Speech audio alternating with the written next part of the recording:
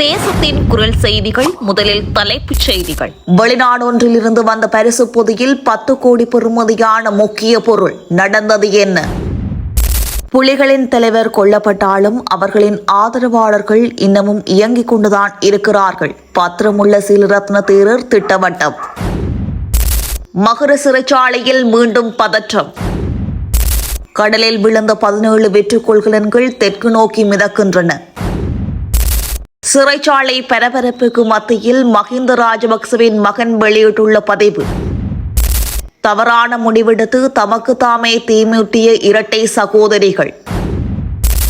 மட திருத்தலத்திற்கு வந்த இளைஞனுக்கு காத்திருந்த அதிர்ச்சி. இனி விரிவான செய்திகள்.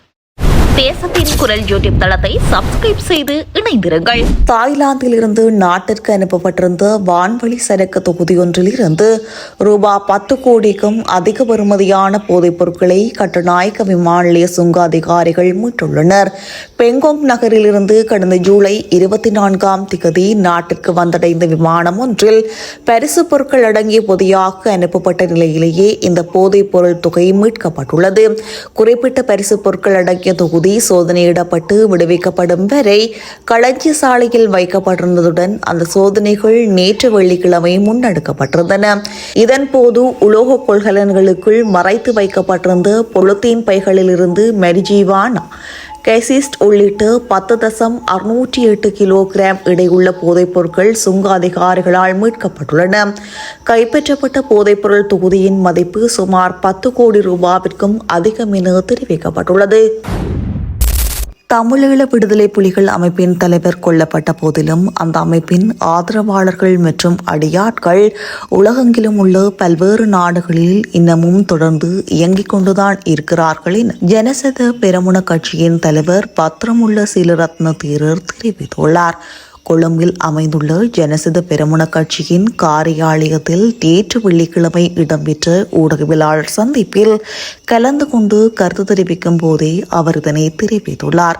இது தொடர்பில் அவர் மேலும் தெரிவிக்கையில், கடந்த காலத்தில் ஸ்ரீ மகாபோதி, தம்புள்ளை மற்றும் வரலாற்று சிறப்புமிக்க தலதா மாளிகை போன்ற புனித தலங்களில் தமிழீழ விடுதலை புலிகள் தாக்குதலை நடாத்தி ஏராளமான சிங்கள மக்களை கொன்றொழித்தனர்.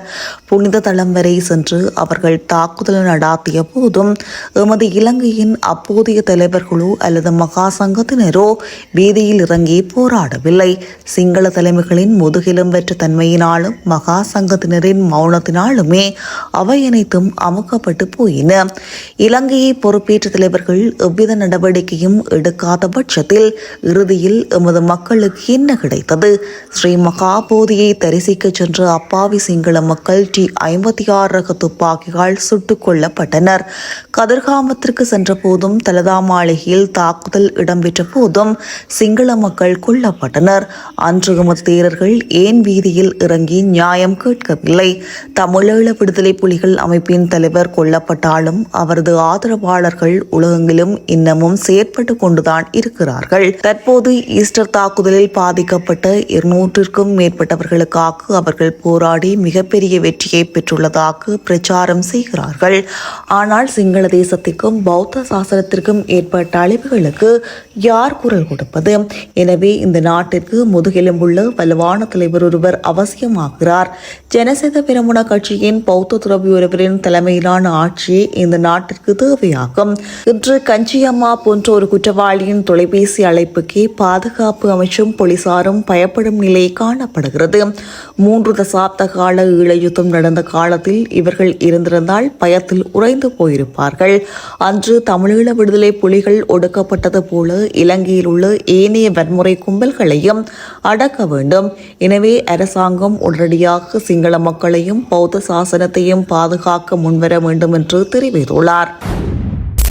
மகர சிறைச்சாலை வளாகத்தில் மீண்டும் பதற்ற நிலை ஏற்பட்டுள்ளதாக தகவல்கள் வெளியாகியுள்ளன.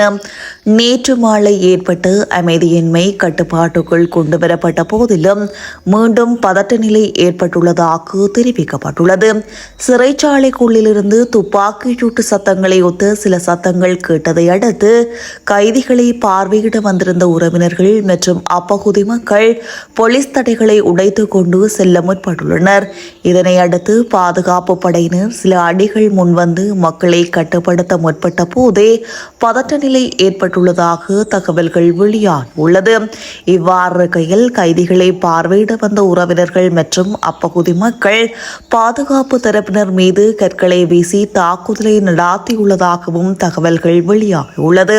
சிறைச்சாலைக்கு முன்பாக உள்ள வளாகத்திற்கு நீர்த்தாரை பிரயோக வாகனங்களை கொண்டுவரவும் நடவடிக்கை எடுக்கப்பட்டுள்ளது. 17 வெற்று கொள்கலன்கள் கொழும்பு துறைமுகத்திற்கு மேற்கே உள்ள கடல் பகுதியில் வர்த்தக கப்பல் ஒன்றிலிருந்து விழுந்து மிதப்பதாக தகவல்கள் கசிந்துள்ளது. இதுகுறித்து கடற்தொழில் நடவடிக்கைகளில் ஈடுபடுவோர் அனைவரும் மிகுந்த அவதானத்துடன் செயற்படுமாறு கடற்தொழில் மற்றும் நேரியல் வளங்கள் திணைக்களம் முக்கிய அறிவுறுத்தல் ஒன்றை விடுத்துள்ளது. நிலவும் காற்றோட்டம் மற்றும் நீரோட்டங்களின் திசை காரணமாக இந்த கொள்கலன்கள் தற்போது சிலாபம், நீர்கொழும்பு மற்றும் பேருவளை ஊடாக காலி அருகில் உள்ள கடல் பகுதிகளை நோக்கி தெற்கு திசையில் மிதந்து செல்வதற்கான அதிக சாத்தியக்கூறுகள் காணப்படுவதாக தெரிவிக்கப்பட்டுள்ளது. இவ்வாறு இருக்கையில் கொழும்பிலிருந்து பேருவளை ஊடாக காலி வரையிலான தெற்கு கடல் பிராந்தியங்களில் தொழிலில் ஈடுபடும் மற்றும் பயணம் செய்யும் அனைத்து கடல் தொழில் படகுகளும் இத்தொடர்பில் தீவிர கவனம் செலுத்துமாறு அறிவுறுத்தப்பட்டுள்ளது.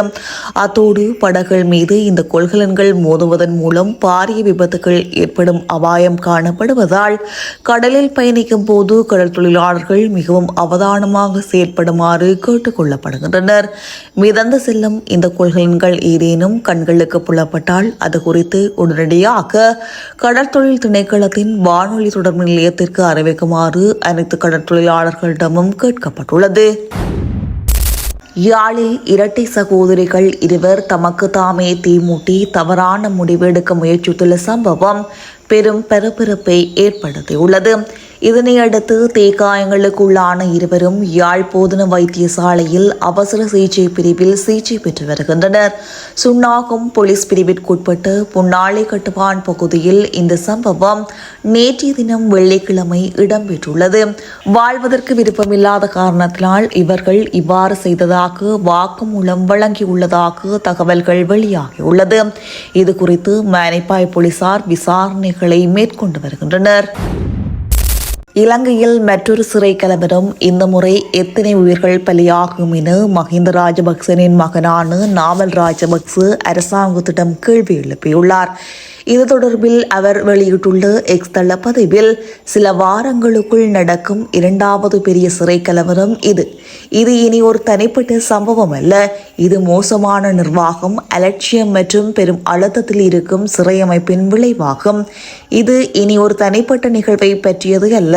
இது மோசமான நிர்வாகம், தலைமைத்துவமின்மை மற்றும் சீரழிய அனுமதிக்கப்பட்ட சிறை அமைப்பை பற்றியது. கண்முன்னே நெருக்கடி நிகழும் போதிலும் சிறைத்துறை இன்னும் நிரந்தரமாக நியமிக்கப்பட்ட ஆணையாளர் ஜெனரல் இல்லாமல் தொடர்கிறது. இந்த முக்கியமான பதவி ஏன் இன்னும் முறையாக நிரப்பப்படவில்லை? கூடுதல் பாதுகாப்பை பணியமர்த்துவது ஒரு நாளுக்கு நிலைமையை கட்டுப்படுத்தலாம், ஆனால் அது சிக்கலை தீர்க்காது. நெரிசல், போதுமான வசதியின்மை, மோசமான சுகாதார பராமரிப்பு மற்றும் அர்த்தமுள்ள மறுவாழ்வு இல்லாமை ஆகியவை அவசர கவனத்தை கோருகின்றன. சிறை தண்டனை ஒருவரின் சுதந்திரத்தை பறிக்கிறது, அவரது கண்ணியத்தை அல்ல. அரசாங்கம் தற்காலிக தீர்வுகளை கைவிட்டு நிறுவன ரீதியான தோல்வியின் தெளிவான அறிகுறிகளை காட்டும் சிறையமைப்பை சரி செய்ய தொடங்க வேண்டும் என அவர் மேலும் அந்த பதிவில் தெரிவித்துள்ளார்.